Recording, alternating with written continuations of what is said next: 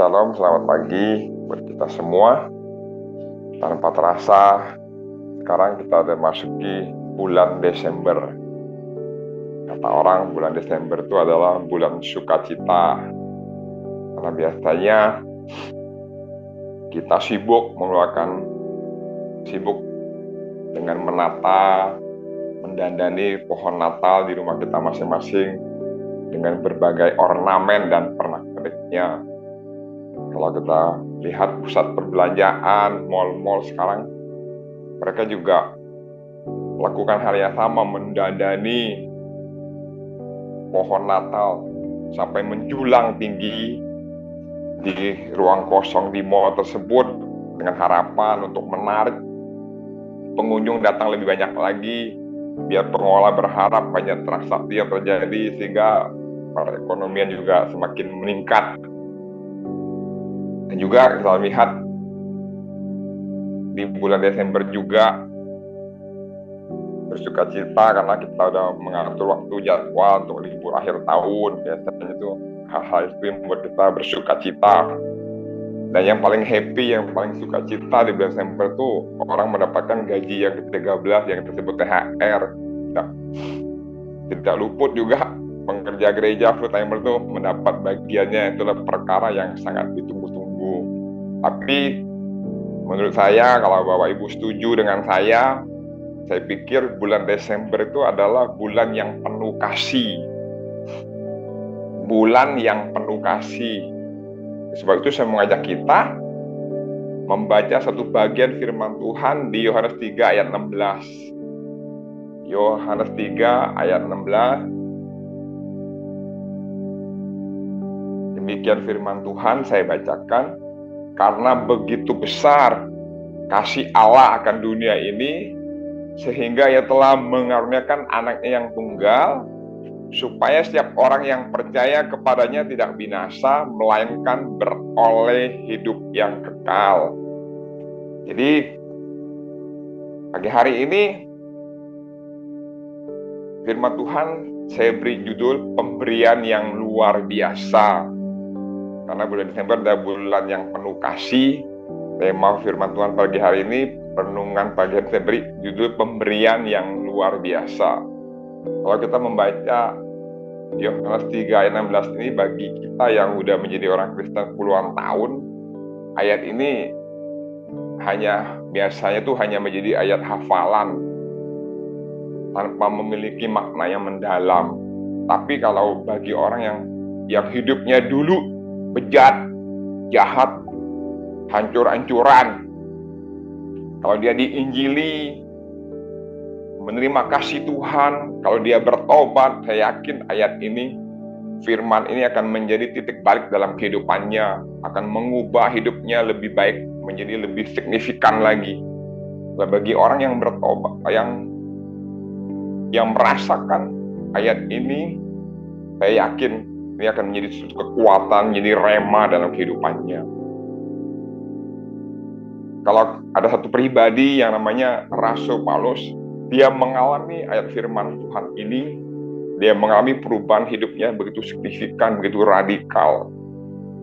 Jadi saya mau ajak kita memperhatikan kata begitu besar, karena begitu besar. Jadi begitu besar itu adalah memiliki makna yang mendalam. Itu dampak besar kasih itu yang mengubah kehidupan Rasul Paulus. Sebab itu ada 3 kebenaran perihal yang Bapak berikan kepada kita. Pagi hari ini saya membagikan secara cepat. Ada 3 kebenaran perihal yang Bapak berikan kepada kita. Yang pertama, pemberian kasih yang luar biasa. Pemberian kasih yang luar biasa. Mungkin Anda bertanya, kasih yang luar biasa seperti apa? Letak luar biasanya kasih itulah. Mari kita menyimak apa yang disampaikan oleh Rasul Paulus, karena dia mengalami kasih yang besar itu, sehingga dia menulis sebuah doa kepada jemaat di Efesus.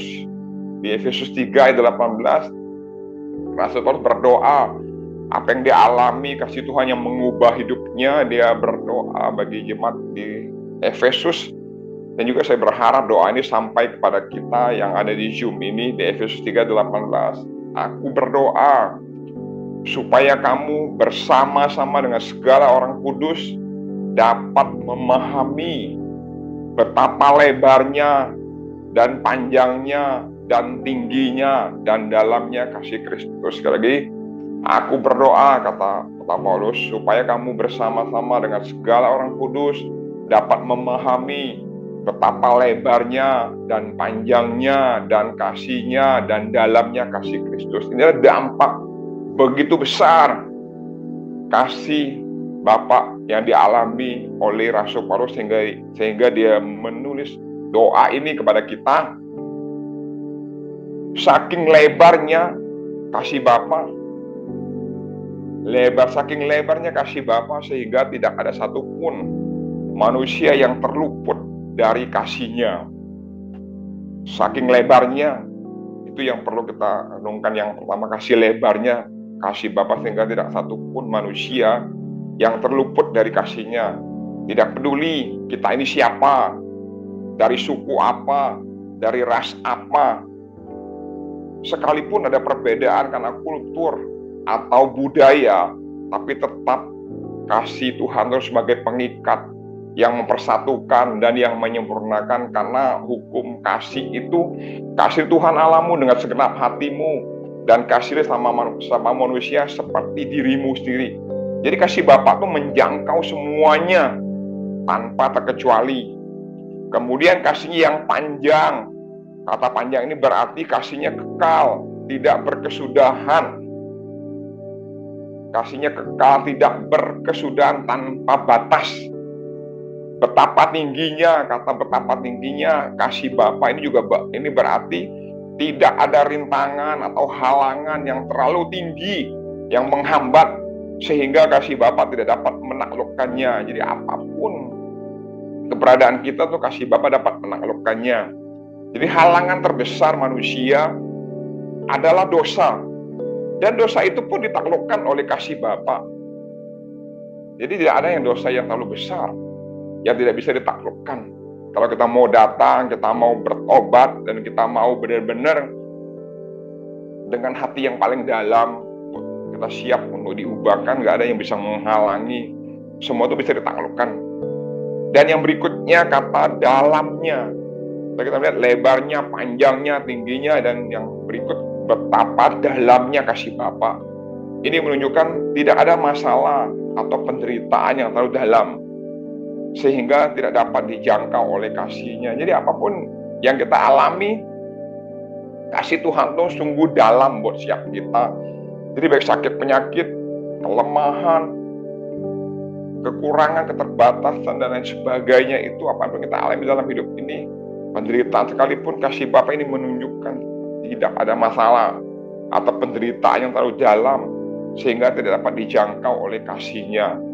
Telinga Tuhan tidak kurang tajam untuk mendengar, tangan Tuhan tidak kurang panjang untuk menolong, untuk selalu ada di dalam setiap kehidupan kita, dalam setiap musim kehidupan kita. Itu adalah begitu besar pemberian kasih yang luar biasa yang perlu kita renungkan pada pagi ini, menjadi sebagai pembelajaran, sebagai perenungan, sebagai pencerahan, dan sebagai pengingat buat kita bahwa kasih Tuhan itu begitu besar. Hal kedua yang Bapa berikan kepada kita, yang pertama pemberian kasih yang luar biasa, yang kedua itu pemberian hadiah yang luar biasa. Yang pertama pemberian kasih yang luar biasa, yang kedua pemberian hadiah yang terbesar. Sering kita tuh mengukur standar pemberian Tuhan yang besar itu, ukuran kita, standar kita selalu berbentuk materi, rumah yang besar, mobil yang mewah, fasilitas yang mumpuni, juga usaha, keluarga kita semuanya baik-baik aja. Kita tuh selalu mengukur standar ukuran pemberian hadiah yang terbesar tuh hanya berbentuk seperti itu. Tapi kalau bagi orang yang nggak ngalami itu, bagi orang yang nggak mengalami hal seperti yang saya sampaikan tadi, apakah kasih Tuhan tidak menjangkau dia? Apakah dia nggak mengalami hadiah terbesar dari Tuhan? Tentunya tidak, bukan? Jadi Bapak melihat kebutuhan terbesar umat manusia adalah keselamatan. Oleh karena itu dia mengutus putranya turun ke dunia, berinkarnasi, menjadi manusia, dan menjadi tebusan bagi seluruh umat manusia. Jadi Bapa tuh mengutus Yesus agar masalah utama manusia, yakni dosa dan maut dapat diselesaikan. Jadi tanpa inkarnasi, Yesus tidak akan, tanpa inkarnasi, Yesus tidak akan ada. Tanpa inkarnasi Yesus, tidak akan ada keselamatan bagi kita. Jadi kita mengingat ini, kalau kita mengingat ini yang menjadi tujuan di dalam hidup kita yang paling hakiki, kita akan mengalami bahwa ini adalah pemberian hadiah yang terbesar. Bukan hanya berbentuk materi yang bisa kita lihat, tapi inilah hadiah yang terbesar. Saya mendengar sebuah cerita dari seorang hamba Tuhan. Dia bercerita seperti ini. Di kampungnya itu ada seorang pemuda yang kaya raya, yang hidupnya di luar Tuhan. Dia berpesan kepada saudaranya, kalau saya meninggal, jangan kuburkan saya dengan peti mati, tapi belikan saya mobil yang mewah dengan segala aksesorisnya. Begitu dia meninggal, pesan itu begitu dia meninggal, pemuda itu meninggal, pesannya itu langsung direalisasikan oleh keluarganya pada waktu meninggal. Seperti permintaannya, dia belikan mobil yang mewah dengan segala aksesorisnya. Mayatnya didudukkan di depan setir, kedua tangannya diikat di setir, kakinya ditaruh di pedal remnya, pakai kacamata hitam merek Oakley, diturunkan liang kubur dan dikuburkan. Pertanyaannya, lu mau kemana bro? Jadi kita boleh kaya, tapi masalahnya kalau kita kaya, kalau kita di luar Tuhan, kita akan mengalami kebinasaan. Jadi firman Tuhan berkata, apalah artinya kita memiliki dunia, seluruh isi dunia ini, kalau hidup kita binasa. Kadang-kadang orang juga bangga kalau kita lihat kedukaan. Kadang-kadang kalau kita jadi kedukaan, orang itu kadang-kadang bangga dengan banyak kiriman karangan bunganya, banyak kata-kata bela sungkawanya berupa karangan bunga, baik itu bunga papan maupun hand bouquet, yang bunganya bunga hidup itu kan, itu harganya luar biasa. Itu orang bangga dengan semuanya itu. Mungkin saya tidak bilang itu tidak penting. Orang mengantar kita, orang mengungkapkan rasa bela sungkawa sebagai dukungan, itu bukan tidak penting. Tapi menurut saya yang lebih penting lagi bukan yang mengantarnya, tapi yang lebih penting lagi yang menjemputnya. Kalau itu bukan Tuhan Yesus yang menjemputnya, saya pikir selesai, itu habis semuanya. Rest in peace itu hanya sebatas beristirahat dengan tenang. Jadi pemberian hadiah terbesar tuh, kita tuh diselamatkan, itu tuh merupakan harta yang tak ternilai dalam hidup kita, itu yang perlu kita kejar. Yang terakhir itu pemberian yang luar biasa, begitu besar kasih Allah. Yang ketiga itu pemberian janji yang luar biasa. Janji luar biasa yang Tuhan beri buat kita. Kalau manusia tuh berjanji, dia mengingkari. Engkau yang berjanji, engkau yang mengingkari. Tapi Tuhan kita tuh kalau dia berjanji, dia pasti tepati. Janji apa yang dimaksudkan? Janji adanya kehidupan kekal bagi kita yang mau percaya dan memang Yesus sebagai Tuhan dan Juru Selamat. Ini adalah sebuah janji yang kadang-kadang orang itu kan melihatnya yang kelihatan, tapi yang nggak kelihatan yang powerful. Janji Tuhan yang luar biasa. Kalau kita benar-benar percaya kepada Dia, kita mau sungguh-sungguh menerima Dia, janji keselamatan itu, Tuhan sebagai Juru Selamat itu akan terus cepat. Tuhan janji itu akan diberikan kepada kita masing-masing. Jadi menyelamatkan itu artinya Yesus tuh menyediakan tempat dan membawa kita ke surga. Jadi di mana Dia berada, di situ kita berada. Sebenarnya ini yang menjadi pemberian janji yang luar biasa yang perlu kita alami sebagai orang percaya. Bukan kesibukan duniawi, tapi kalau hal seperti ini, kalau kita melekat di dalam kehidupan kita menjadi sesuatu hal yang menjadi selalu kita ingat. Ini adalah suatu janji, ini akan menjadi suatu kekuatan dalam diri kita. Jadi respon kita kalau kita mengalami begitu besar janji Tuhan, pemberian kasih yang luar biasa, pemberian hadiah yang luar biasa, pemberian janji yang luar biasa, sikap atau respon kita yang harus kita lakukan adalah kita memiliki komitmen yang luar biasa juga dalam mengikuti Dia dan menuruti firman-Nya serta hidup seturut dengan kehendak-Nya. Kita harus memberikan seluruh hidup kita bagi Dia, sama seperti Dia juga sudah memberikan hidupnya bagi kita. Memang ini bukan hal yang mudah.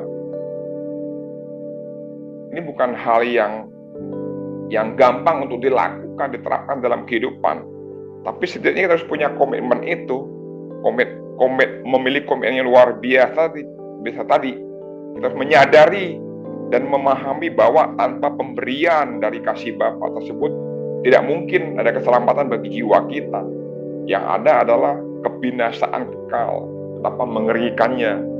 Jadi perenungan pagi hari ini, pemberian yang luar biasa yang Tuhan, yang Bapa beri buat kita ini, setidaknya ini menyadarkan kita dan juga memberi suatu peringatan kepada kita bahwa dalam kehidupan ini bukan soal betapa lamanya kita hidup di dunia ini. Banyak orang tuh bangga dia panjang umur, lamanya hidup di dunia, tapi firman Tuhan tidak mengatakan betapa lamanya.